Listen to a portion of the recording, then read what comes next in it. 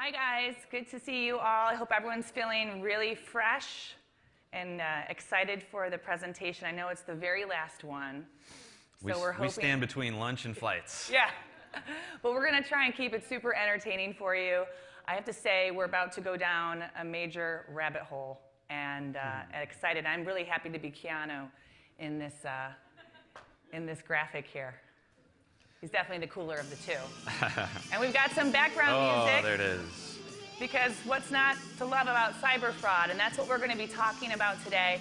And really the intention is to expose you all to what is happening in the dark web.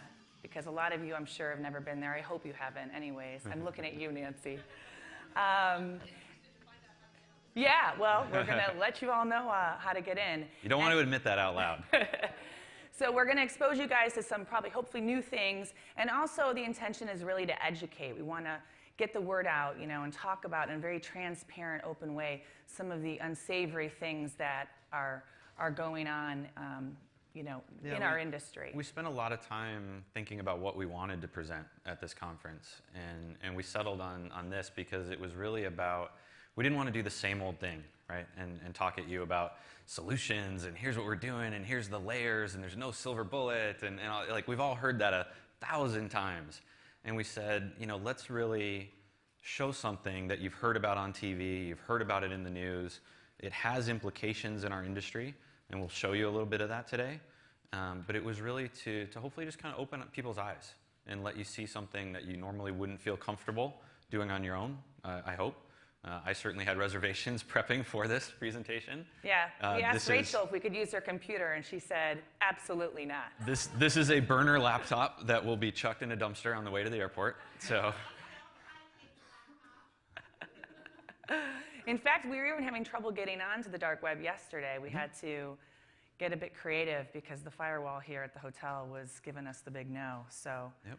We had to get creative on that front. So we're going to give you guys a quick live tour of the dark web.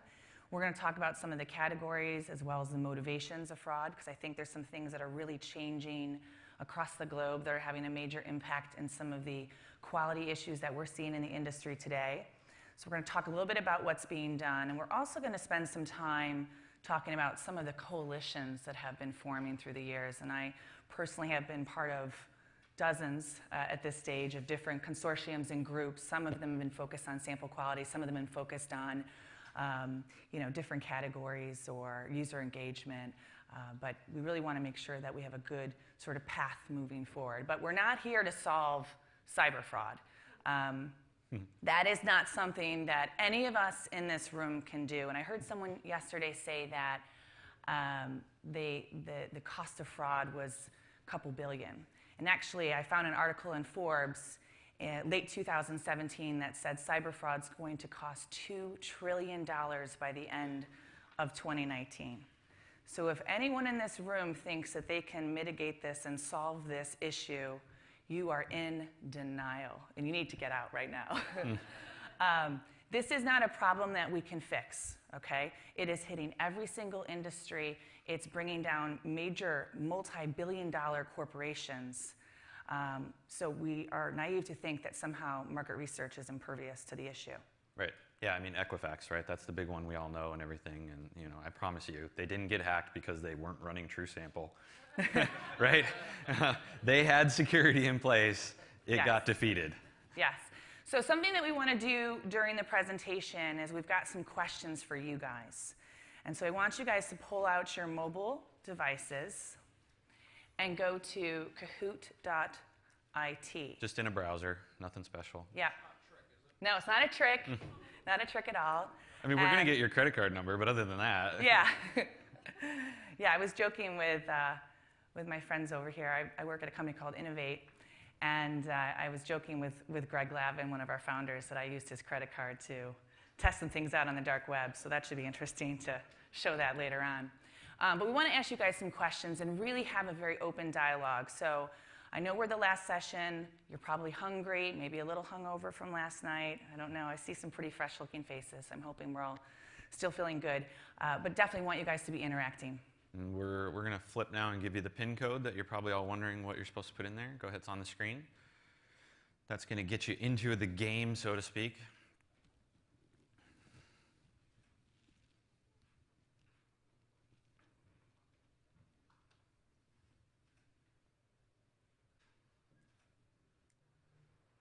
And as you can see, this is going to be anonymous, so you don't have to worry about your answers being tagged to your name or anything like that.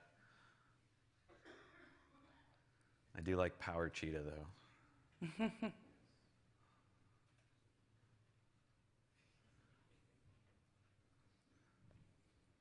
39. All right, there's more than 39 people. There we go. All right, we're going to go ahead and get this started then as people are joining in. If you need that PIN code there, it's still at the bottom of the screen for you.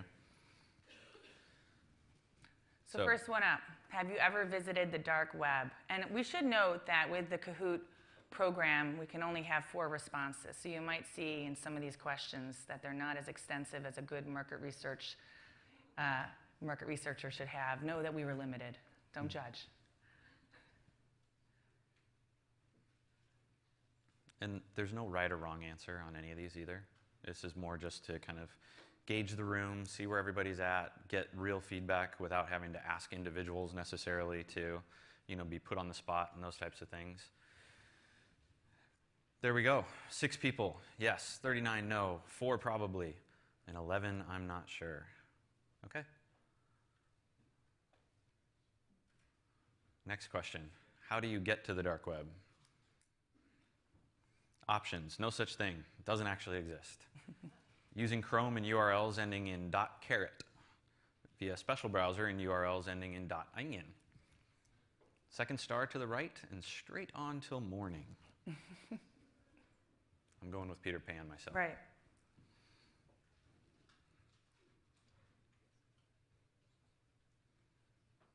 I have no idea what to expect as far as answer distribution here, by the way. I'm really curious. Oh, all over the place. Some dreamers in this room here. Lots of dreamers. Yeah. Very cool. Okay.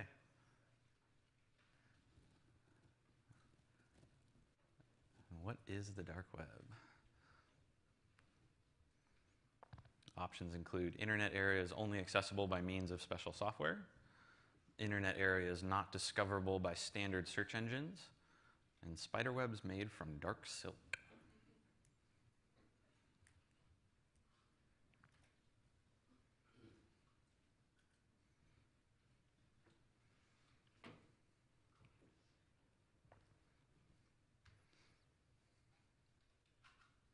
And the results are, all right, split pretty much. One person is clearly having fun. Good for them. That's what we're here for. All right, those were our questions, right? Now we're moving to the slides? We're going to move back to the presentation. Have a couple more slides here. And you should be able to advance it. Yep. So real quick, I wanted to include something that sort of helps to provide a visual on what the dark web is. And I found some surprising facts online. Between 4 and 16% of the surface web is what is indexed for Google. So when we're doing a Google search, that represents only as much as 16% of the available content out there. And there's really 3 layers, right? There's the surface web, the deep web, and then the dark web, where all the unsavory and illicit things are going on. I don't know, Mark, do you want to add to that? Just again, the difference is you can see it really there on the deep web. These are private areas of the web, but not really illicit areas of the web. So it's just places on the internet that are inaccessible or kept private from Google's crawlers that are going out and indexing the internet and those types of things. It makes up a massive portion of the internet. Some 80 to 85% of the internet actually resides in that deep web. And then the dark web at the bottom is another kind of 4 to 6%. So while it's a very small percentage of the internet, it is that kind of true depth of the internet where all the unsavory, illicit stuff really resides. Dun, dun, dun. Okay, so what is the dark web? To answer that question, as far as what was the right answer choice, it was the one in red. So internet areas only accessible by means of special software. The one in yellow, which was internet areas not discoverable by standard search engines, that was your deep web. So that was the difference there.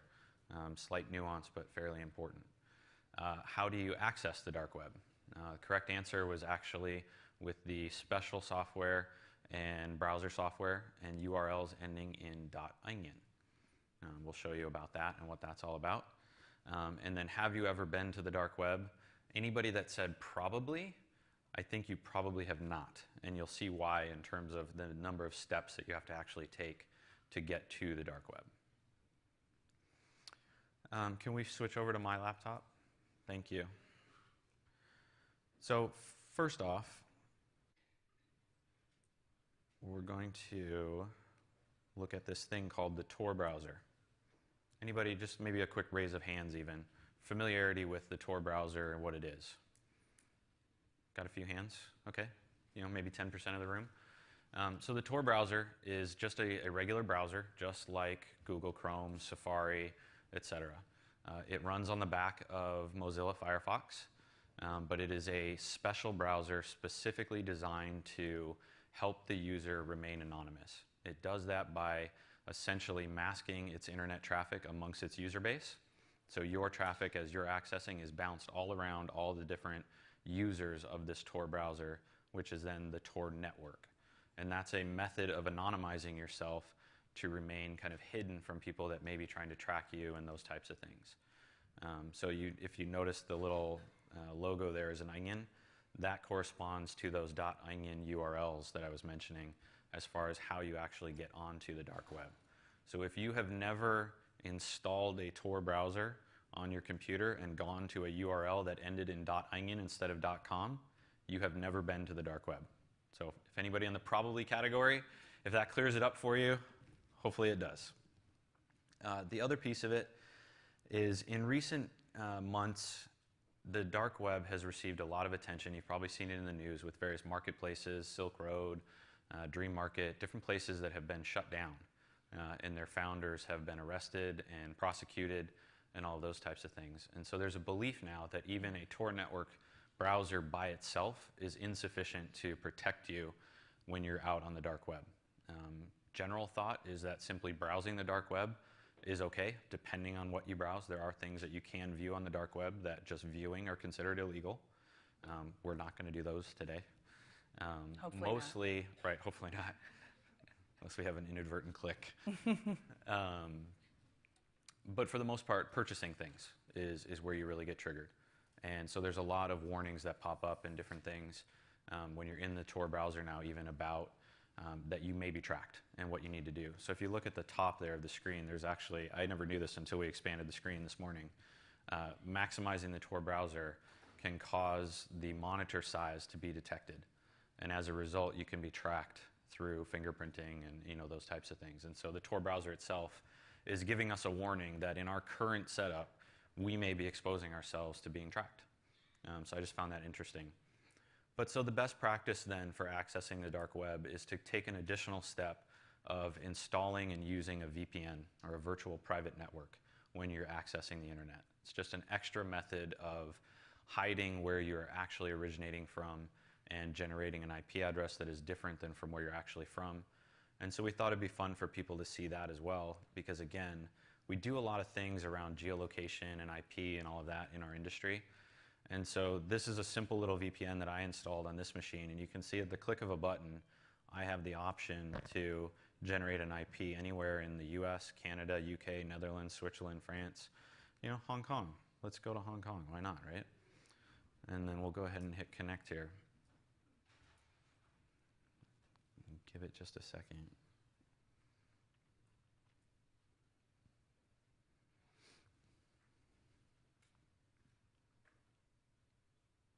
Anything that you want to add while this is thinking, Lisa, in terms of VPN traffic and things that you've noticed in your business? Mm-hmm.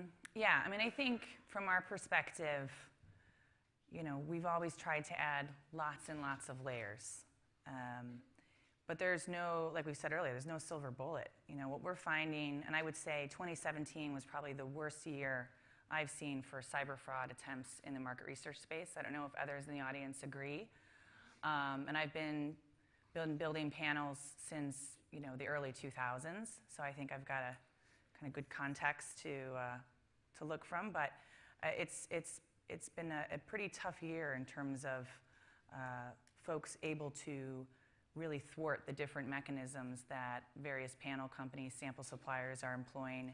Highly, highly sophisticated. And I mean, you know, digital fingerprinting is just a means of reducing duplication, but a lot of people, a lot of fraudsters are taking action from unique devices. So that helps them get around digital fingerprinting, spoofing their IP address. I mean, yeah, you guys can see on the screen now, Google thinks that I'm in Hong Kong, right? They have sniffed that IP address and said, oh, native language, Hong Kong, we should display, you know, the options and the tabs and everything in the native language.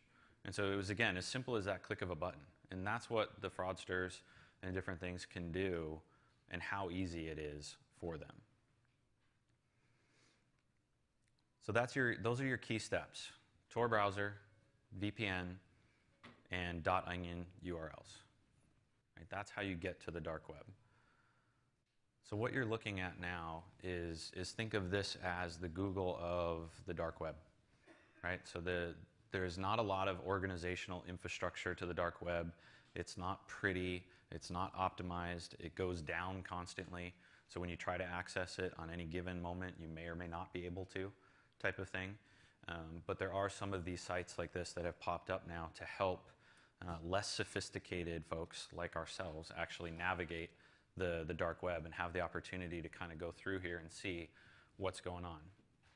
And so we're just going to highlight a few of these today and kind of show you what's going on here. This one was pretty shocking to me when I saw it. So if you can't read, if it's too small for anybody, that's actually a hitman network. And this is a group of contract killers in the US, Canada, and the EU. So you guys better be really nice to us.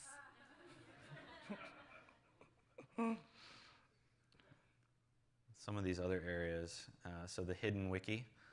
This is like Wikipedia, but for the dark web. So you can see when we're in the Tor browser, you can see how there's all this content, and we can actually look and kind of navigate all of this.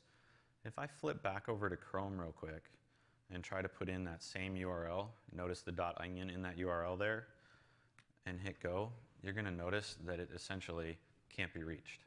So again, this is indicative of how those .onion URLs can only be consumed by those special browsers. And so again, what I'm trying to show you here is that you don't stumble into the dark web. You purposely go to the dark web because there is something that you intend to do, need to learn, whatever, that you feel is unsavory enough that your answers reside in that dark web. So let's go back over to Tor now. This one was pretty interesting too. This was the Rent-A-Hacker. And this is an example of one that I see impacting our industry quite a bit, because now we're no longer operating in an environment where just the fraudster can commit fraud, but the fraudster's services are now available for hire for anybody that wants to learn how to commit fraud, get set up to game our systems, and all of that. There are people like this out there, and you can see just scrolling down, these people have e-commerce directly embedded in their website. The currency of choice in the dark web is Bitcoin. Probably no surprise to anybody given blockchain technology and the anonymity of cyber currency and those types of things. That is your currency on the dark web.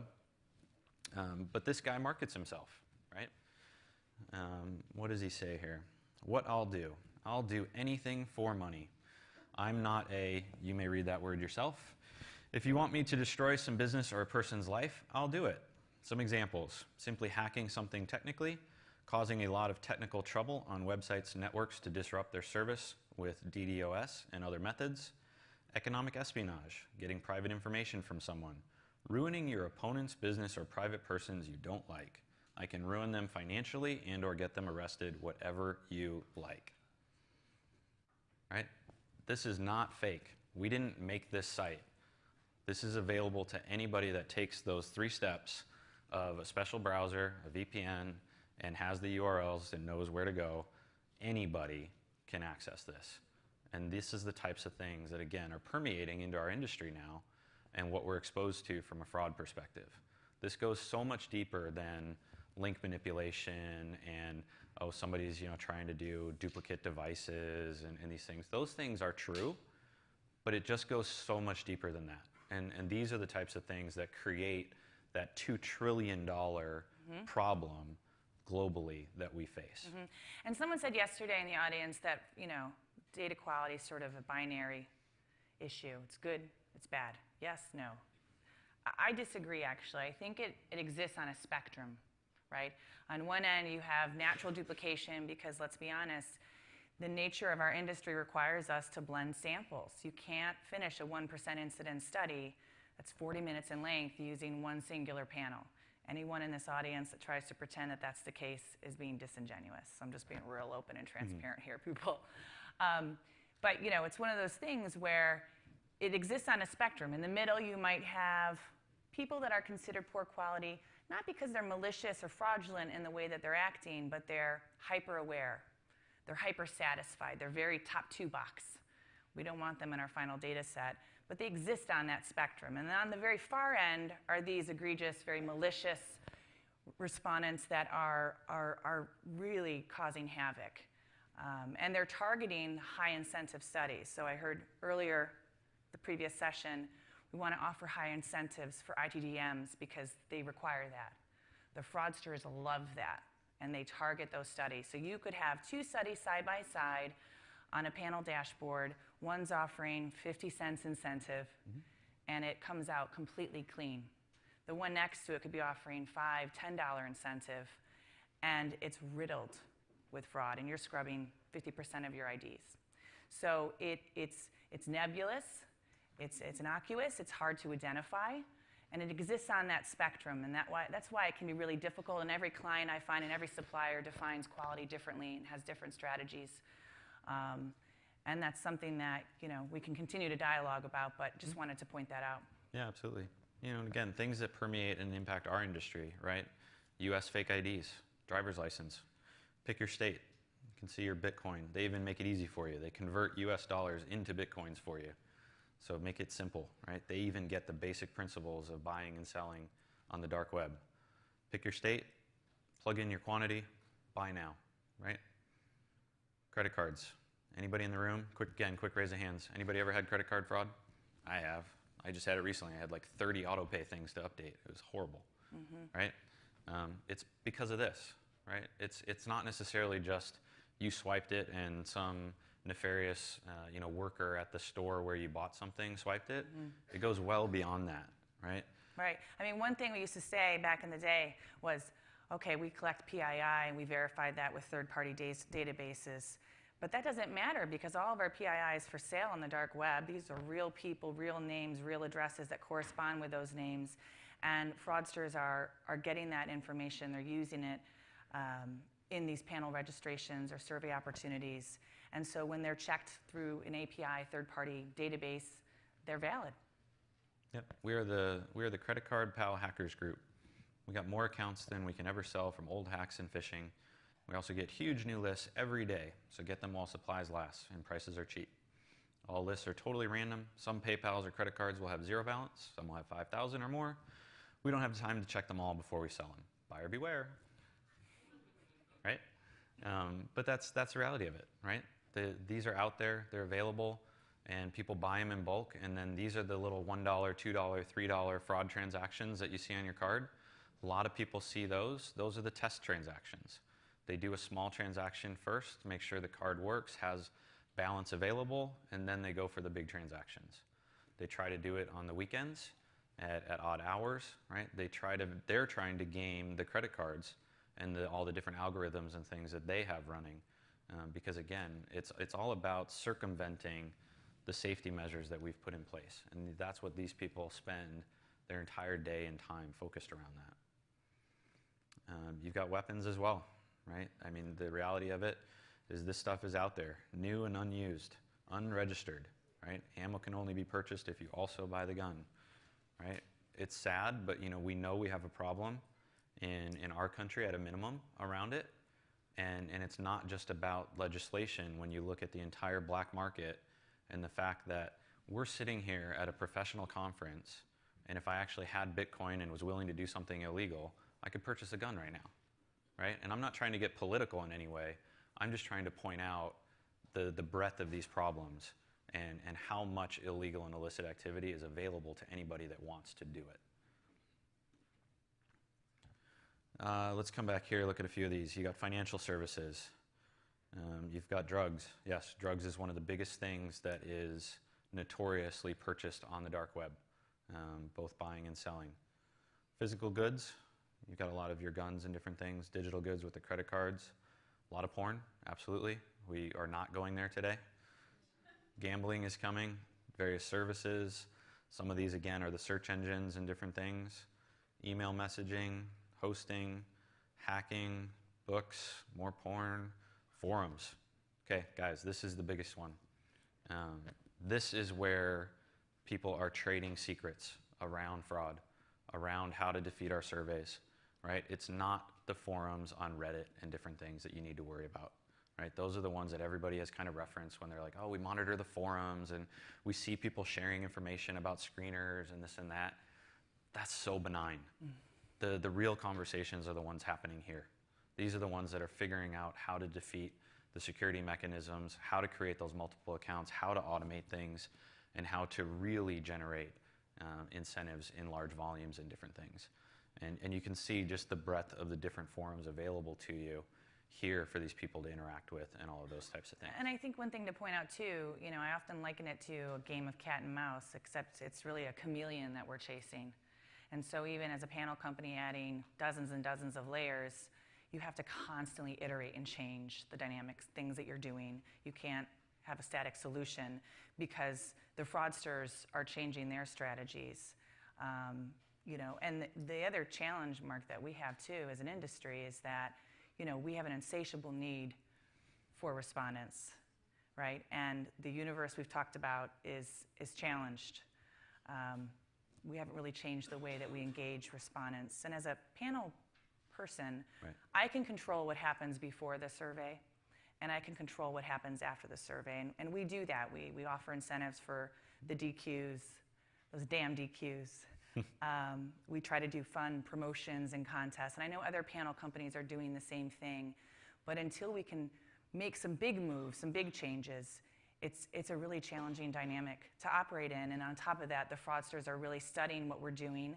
If we catch them and scrub them out, they change their colors and come back in. Yeah.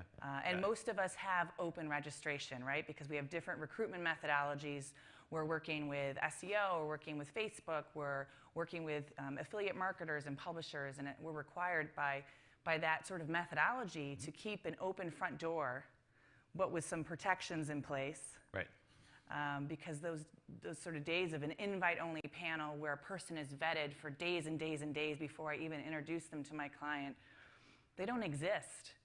In a perfect world, I would be able to vet a respondent over and over and over again and really give them the good sniff test. But then I wouldn't be profitable. I wouldn't have ROI on that acquisition, because think about it. When a person registers for a panel, let's say you get an 80% conversion from any given recruitment channel. Of that, 15% actually will ever show a heartbeat. Sometimes it's higher depending on the recruitment source you work with, but that's a general metric I've seen through my 15 years. Of those 15%, only 10% will actually qualify for a survey. So you think about that funnel that's coming down, it's getting tighter and tighter and tighter. By the time they get to that survey, and if they actually qualify, 9 out of 10 people have had a pretty unsavory experience. They're going to churn out of the panel. So then you got to go ahead and replace them, right? So our goal as sample providers, let's be really clear and transparent, is to try to convert those people and try to get our ROI on our investment in a very, very difficult, challenging environment by the nature of market research.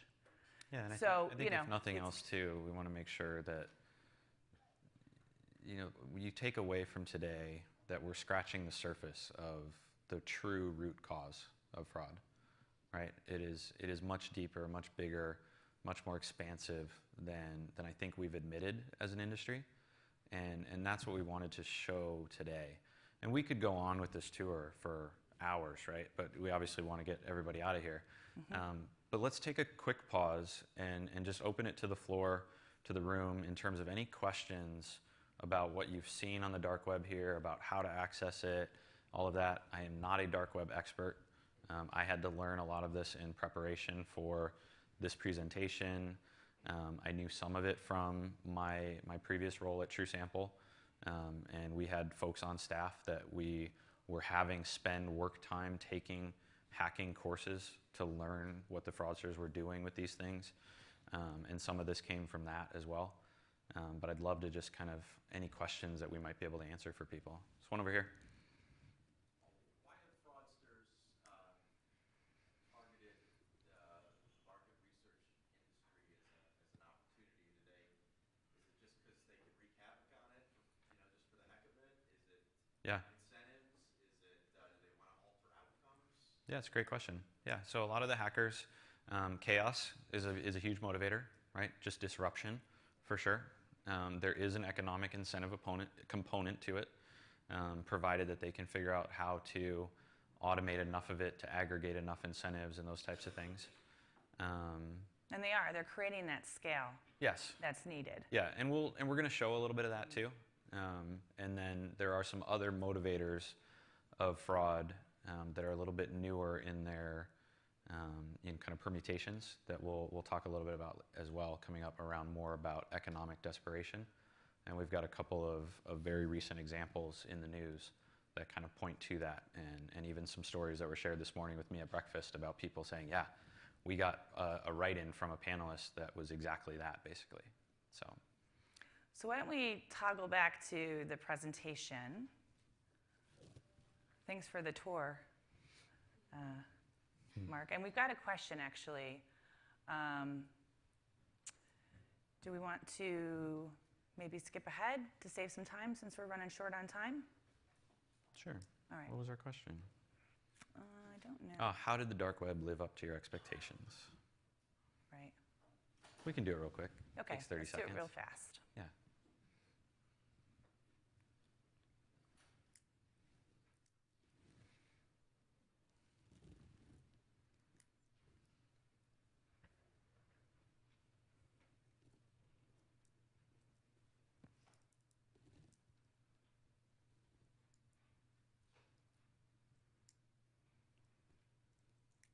Did anybody answer? Oh, no. Boo. Boo. Did it just time out from before? Mm-hmm. Let's see if we can reset it.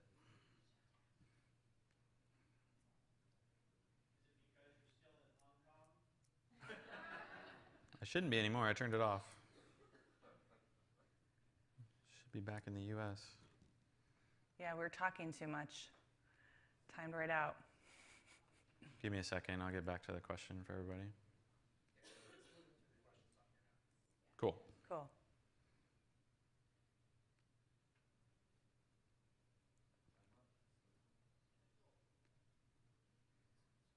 All right. So this should be the next question then.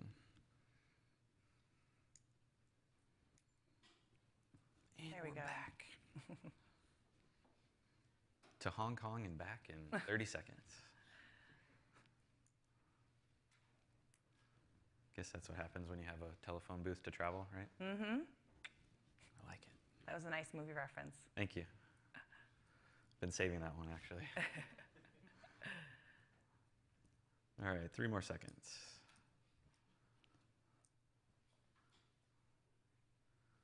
All right, mostly about as bad as I expected, and then pretty good representation of far worse. A couple people out here really thought the dark web was scary. Okay. All right, so now we can go back to the slides, yeah? Right, we just want to kind of cover some of the categories of fraud. Of course, you have bots, right, which are programmatic scripts that are written to populate into surveys, to fill out forms, registration forms. I think there is a misconception from my perspective on bots. Totally agree. I've heard this both yesterday and other conversations I've had with colleagues in the industry that, panels are just rampant with bots. Mm-hmm. And yes, there looks to be bot activity, okay? You'll notice when you look in a survey and the open-end verbatims, you'll see cool with 3 O's, right? Or very excellent over and over, and it's duplicative across many records within the survey itself. And you automatically think, well, that must be a bot. But in fact, there's actually quite a bit of human collaboration that's going on in our space, and click farms, which I'm going to talk about in a couple more slides from here. But I just want to see, Mark, if you had comments around. Yeah, no, I mean, a lot of the data will support that the bots are not heavily prevalent in market research surveys. It's not to say that they're non-existent, right? But what it is typically is it starts with a human component, somebody that's going through and kind of learning the survey in order to program the bot to correctly even go through it.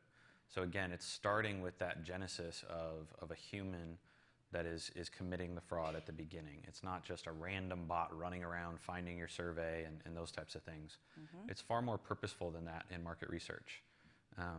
Where bots are really a problem is far more in your ad tech space, online advertising. The ability for a bot to generate revenue on the click of an ad or an impression of an ad and those types of things is far easier than it is on surveys. And just like we as businesses, many sample providers have yield management platforms and different things where you look at your EPCs, your earnings per click or your earning per minute and on all those things. The bot operators do the same thing, right? They're optimizing to all of that themselves, and they get very low conversion on surveys because they take a long time for the bot to go through in order to generate that kind of 30 cents or whatever. And then they've got that additional step of now they've got to aggregate accounts on the back end, get the incentives, get them all together, tied together, those types of things. And so it's a problem, yes, but it's not the thing that scares me the most at all. It's really a blend of sort of manual and programmatic efforts. Exactly right. And one thing will be said is I remember when bots kind of surfaced, and they were very easy to pick out because the length of interview would be like less than a minute on a 20-minute survey, so you would know immediately, hey, that was a programmatic finish or someone's hacking the URL or whatever.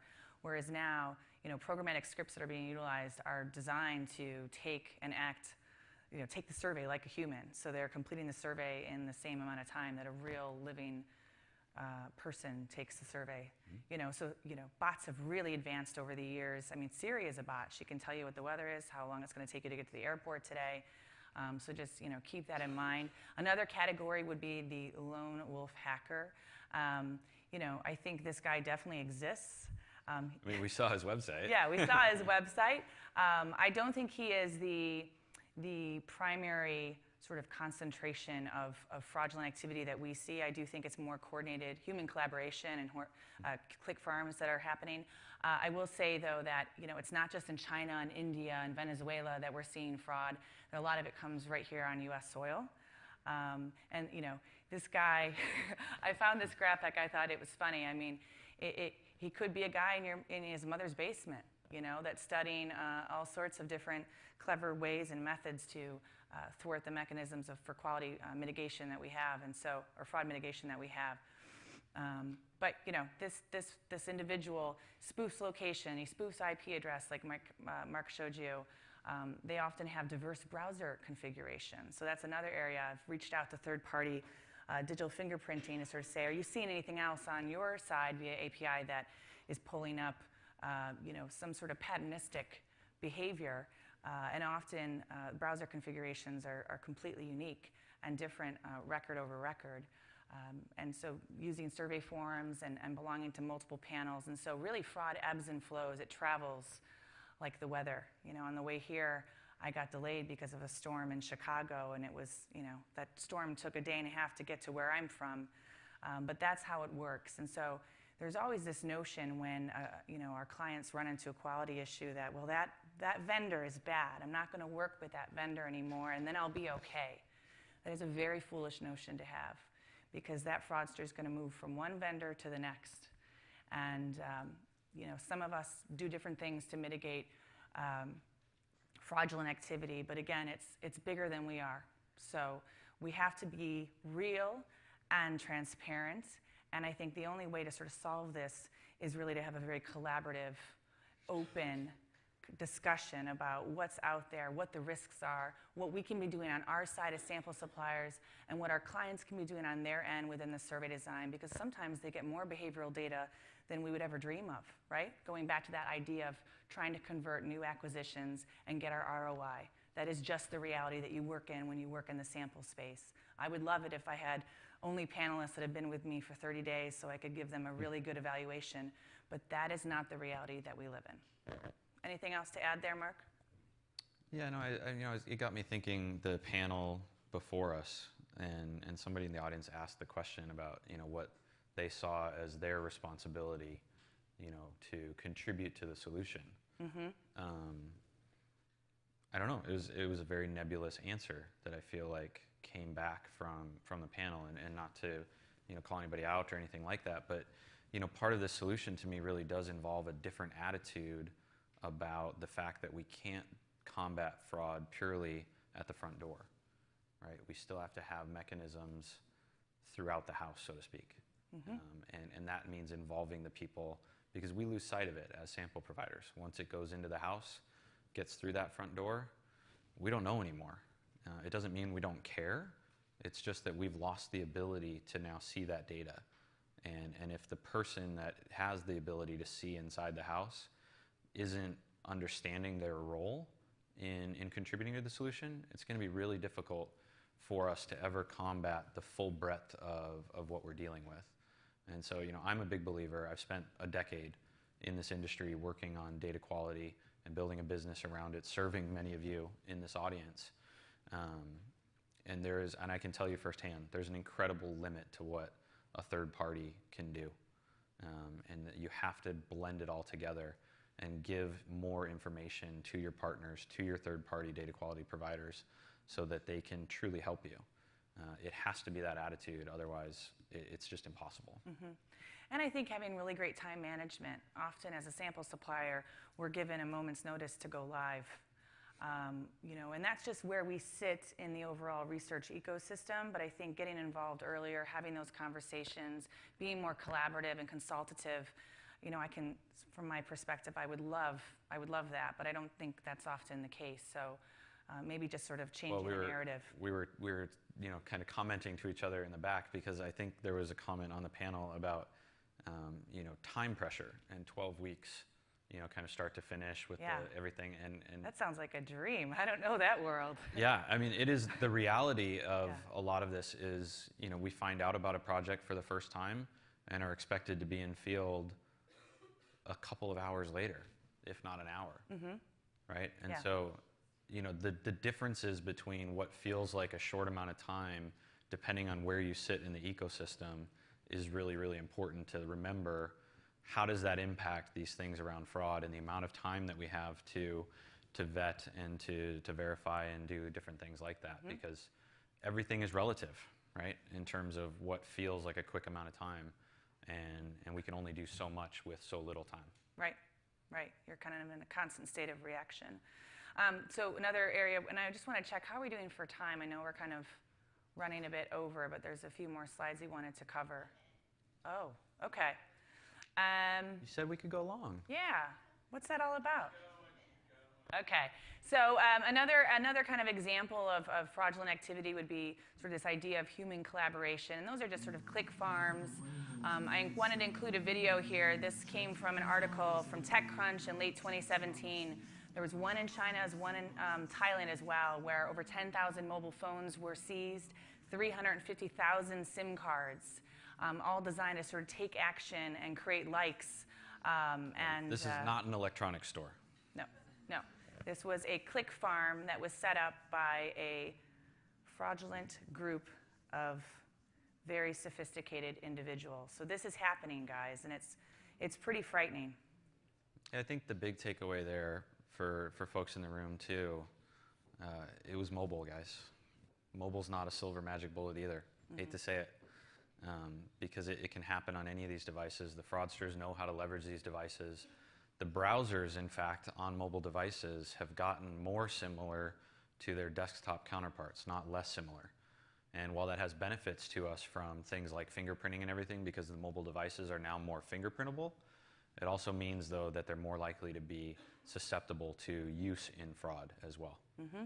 So one thing we wanted to mention really quickly, and I know, Nancy, you mentioned it yesterday, about Venezuela. In 2017, we saw a lot of fraudulent activity coming from this country, and we're sort of thinking and talking about kind of what the motivators are, Mark, for fraud. And economic crisis is a major one. And there were a couple articles I know that you uncovered recently that you wanted to reference. And you guys can Google these, at your leisure type of thing. But these were on CNN Money, if you have that news app at all, or just on the web. But there were two recent articles. One was a journalist that was down in Venezuela, kind of exploring the economic crisis. And he tried to get $1 out of the bank in Venezuela, just $1, the equivalent of $1 US, right? He went to 4 different banks over a period of 4 hours, and let's just throw out verbally some guesses of how much he was able to actually get out of the Venezuelan banks over that 4-hour period in US currency equivalent. So just throw some numbers out. 16 cents. I heard 16 cents. Any other guesses? Millions, euros, Bitcoin, right? 6 cents. 6 cents. Over 4 different banks in 4 different hours of his time, he managed to get 6 US cents worth of currency out of the bank. The other one was relative to pregnant mothers. The government, in all their generosity down in Venezuela, decided to give pregnant mothers a monthly stipend. A whopping $3.84 a month is being given by the government to support pregnant moms in Venezuela. Right? So essentially there's a climate here that's been created through this economic crisis and political crisis that Venezuela is facing. And it's creating a hotbed of motivation for fraudsters and people that are very sophisticated. We're starting to talk about it as a brand new category to the gentleman's question over here earlier, what's motivating them. This is that new category of economic desperation. And there was somebody that I talked to earlier this morning that said, yeah, we had somebody write into our panel support that was admitting that they were Venezuelan trying to take US surveys and simply appealing to, I have to feed my family, right? And that is something that is new to kind of our industry. And we talk about these permutations of fraud and different things, but there is this whole new kind of category taking development. And the important thing to remember here, I think, is we have to take our US hat off when we think about motivations for fraud and those types of things. Because we go to a lot of these conferences, right, and we all say, who is doing these surveys for 30 cents for 25, 30-minute, 40-minute surveys? Like, why would anybody do that? Well, because they can't even get $1 out of the bank. And pregnant moms are getting $3.84 a month. And so, you start to think about it in more of a global context, and you start to see kind of your eyes open to the realities of where some of these incentives truly are meaningful, large, and motivating. Right? Unfortunately, it's just not where we want them to be motivating. So, Mark, I skipped ahead Yep. because I know we're running out of time, and I thought we could end on this slide here. Yeah. This is some data from the most recent GRIT survey from Q3, Q4 of last year. And what Mark and I both found interesting in this particular chart is that, the population that was sampled, and it was a pretty good spread, I think, of all different folks across the research ecosystem, was that 27% of folks thought data quality was really essential for their work. Well, this chart in particular, right, was how they choose the sample. Mm-hmm. It was selection. Like vendor selection. What were the criteria that go into it? Mm-hmm. My immediate reaction, I'll be very candid with everybody here, was nope, bad data. No way that's right. Right? It's simply not. It's on time, on budget are the top 2 things that drive every decision around the sample that gets purchased. Mm-hmm. Right? We sit on lots of these kind of industry coalitions and different things. I have to talk about this. Yeah, let's do. Because you and I have both been on some of these discussions and different things. Mark's the one I call for a therapy session.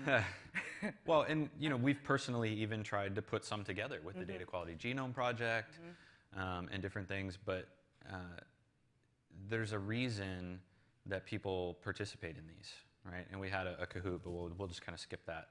But it was basically, would you, as the audience, consider joining one of these coalitions? And, the answer choices were, yeah, absolutely. I think they're really effective. They drive standards for the industry, all of these things. No, complete waste of time, energy, money, effort, et cetera, maybe. And then FOMO, for all those who don't know, fear of missing out, right? And I said I would say it on stage. I stand 100% in the camp of FOMO is the only reason I sit in those conversations. I try to lend my expertise, my experiences to those and provide thought leadership, but I will admit to all of you here today that the reason I do it is because I am afraid of missing out in the event that something actually happened from one of those. But I don't think it will, right? Because it's really hard to get an entire industry to move into a single cohesive direction on any one thing. I mean, we've tried to do it around standard terms and definitions at this conference and other conferences for 5 or 6 years.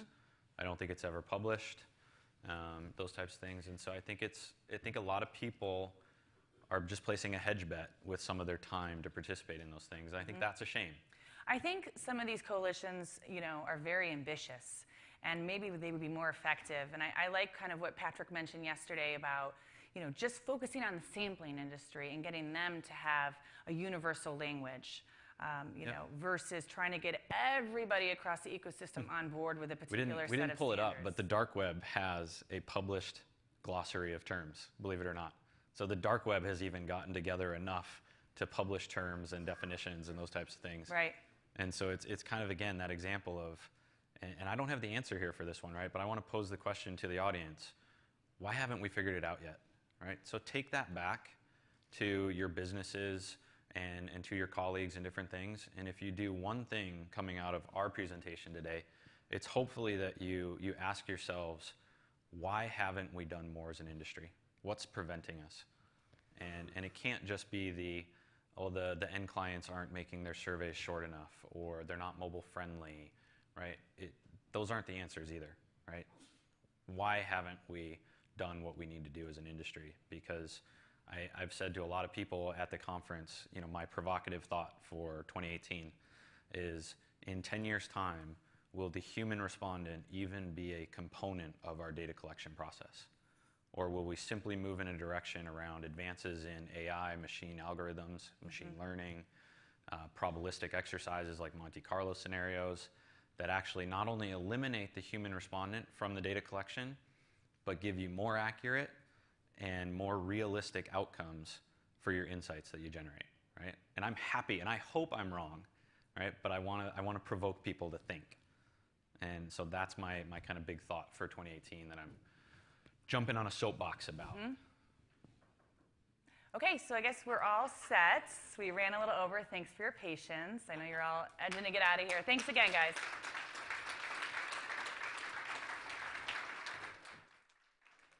All right, that was awesome and scary and awesome.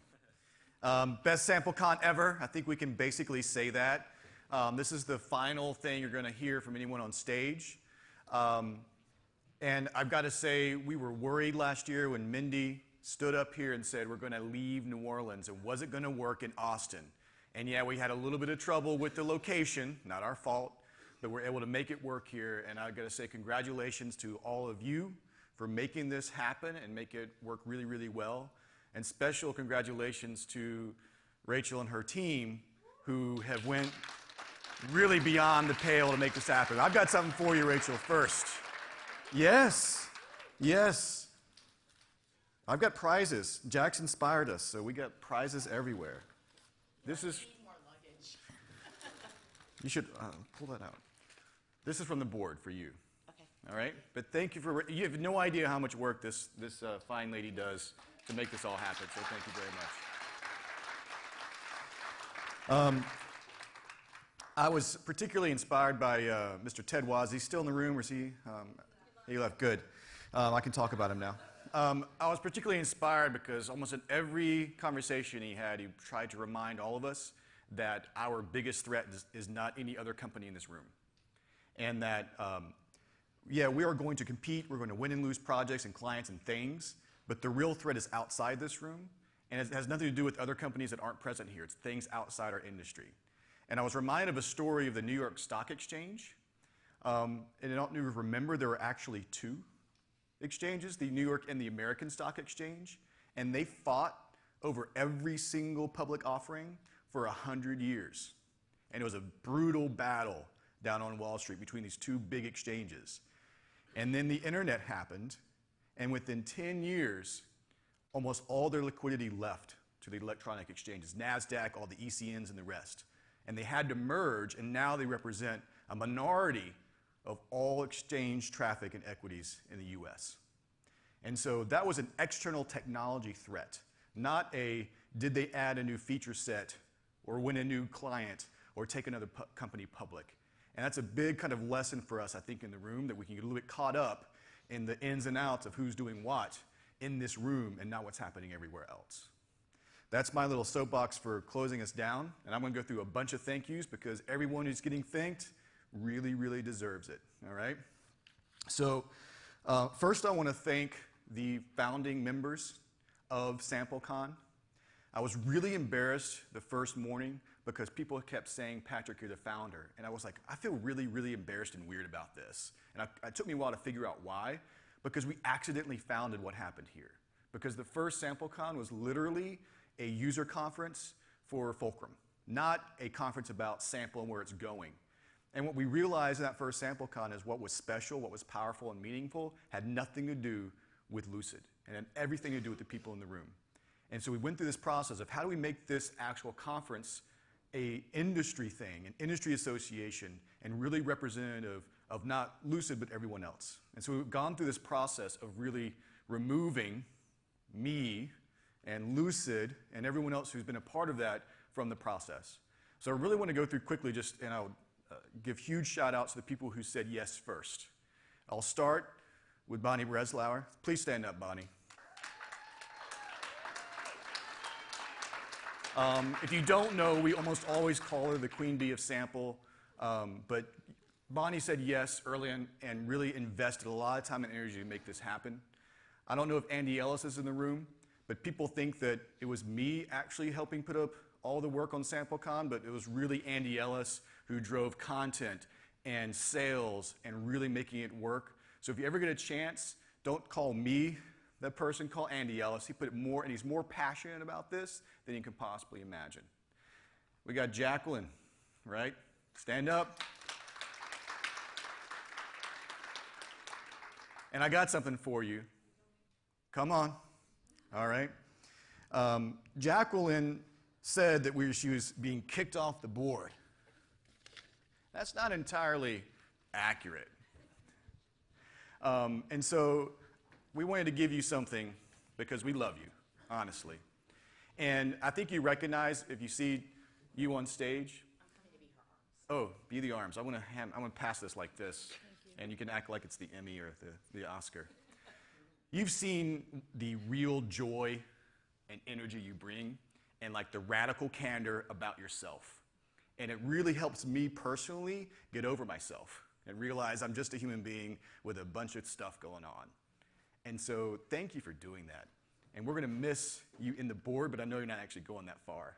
But here's to Jax. What a wonderful, wonderful person. All right. You're welcome. I'm going to go through, we had the whole process of setting up a board. We actually had to create an association. You're actually a member of one, if you didn't know that. And we have board members and people had to start rolling off because we want it to be a fresh conference with new ideas. And so kudos to Andy Ellis for rolling off first last year, for Jacqueline for rolling off second. And I want to really thank people who have rolled on. So that would be Jake Wolf at Cent, if Cent's in the room. Cent, boom. And also Rob Berger at Maru, who I know who has flown because he has to get home by sundown, right? So Maru Matchbach also came on board to really support us. And also, of course, Lightspeed maintaining Tom Ottisberg coming on board because, let's be honest, Bonnie didn't mean to get off the board, right? And so the board is actually made up of company members, not individual members. And so you should hug Bonnie because her passion around this is bigger than anything else. I really think you should go give her a hug as soon as you can.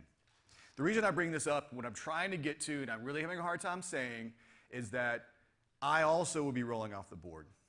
And I will also be giving up the chair role of that board and passing it on because we finally, as a group of people, as an association, as an industry, fully become a mature and ongoing concern. And honestly, kind of a big deal, right? So it's emotional for me in a good way. Rachel reminded me this week of when we sat down years ago and I said, SampleCon can't be a success until I'm not a part, right? And so it's odd and awesome.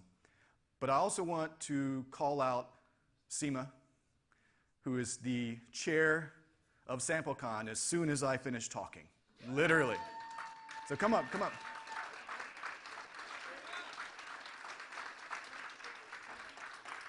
And there are a lot of props for this transition, right? So I hope you like all of them. We're going to explain them pretty quickly. Okay. The first, I don't know if you know what this is, besides a cricket ball. No. Okay. So in very early SampleCons, the first thing we did was give founding members a cricket ball to represent spreading the power and spreading the influence in relationships. The first thing you get is that original cricket ball from SampleCon. All right? Yep. Now, because you can't do this without other really cool props, okay, we also have the torch to pass. So we need, I don't know how to do that exactly. We'll figure it, Rachel's going to figure it out. Then we need I think we need a Statue of Liberty shot. Yeah. We need the Statue of Liberty shot here. But wait, there's more, right? We have two other gifts. And the reason there's so much gift giving is I don't think Seema actually knows how much work she's going to take on. Right? No, what I have noticed is Patrick has been way too happy. Next chair. So we have two gifts. You don't have to unwrap them now. One is for you, and one is to represent the chair role, which you will be doing for 2 years, according to the bylaws, unless we change all that. So you can pass the next chair of SampleCon when it comes. So these are for you. So please, kudos to Seema. Absolutely. God bless you. Oh. Oh, wait. I should have thought of that. So I know I have big shoes to fill. Do the other board members want to come on stage while I do this? I don't know where Jacqueline went. Jacqueline? I'm getting up. So Patrick, you've done an amazing job. I know it's just the amount of work you put into it, your heart and soul. It's seen every step of the way, and we can't thank you enough for doing what you've done for this conference. Stand closer. Oh, do I have to repeat myself? Yeah. Yes. More. You've done an amazing job putting this conference together. I know you got a lot of flack in the beginning, but you stuck with it. You hung in there. You brought people together, and it's amazing. So I only hope to do half the amount of work you've done so far. I'll take it. That's right? a good goal. Right on. So thank you. And here's a gift from all the other board members to say thank you, and let the force be with you. Oh yes. Yes. Should I open it now? Yeah. I do not have this. I've always wanted this, but I've never been given permission by myself to do it. It is BB-8, the actual remote control. I have the force. My daughter thinks that R2-D2 is her boyfriend, so parenting for the win. Also, Nancy, we have to say welcome to the board as well. You did this too, right? So you made it up here, so come on in, right? Through Ipsos. I'll do the last thank yous, and then we can call it all over. I'm going to thank all the sponsors. All of you obviously paid money, time, and energy to be here. These companies actually put up all the extra cash that actually makes this whole thing work. So it's a labor of love, and it's a sponsorship that matters, and so I want to thank all of them. For Tango Card, of course, for the opening dinner reception. For EMI Research, for the ever awesome scavenger hunt. For Lucid, for the interactive stuff. For Virtual Incentives, for the headshot station, which I think a lot of you are going to get great looking photos from. Innovate for the SampleCon Shark Tank. Protege for the poker tournament. P2 Sample for the conference bag. Branded for the lanyard and the Hotel Keys by Market Cube. And finally, Green Book, who is our media partner. So thank you. This is the end of the 7th SampleCon in 6 years. As for location for next year, we have no idea what the answer to that question is. I would recommend you talk to SEMA about suggestions of where you might think that would be. As also, she's going to love me for saying this, there are board member slots available. If you feel like your company and you are called to participate, now's the time, because we will actually meet as a board and start working on that after the conference. So you're welcome, by the way. With that, anything else, Rachel? Okay, the prediction contest, which of course I got several texts about. Thank you.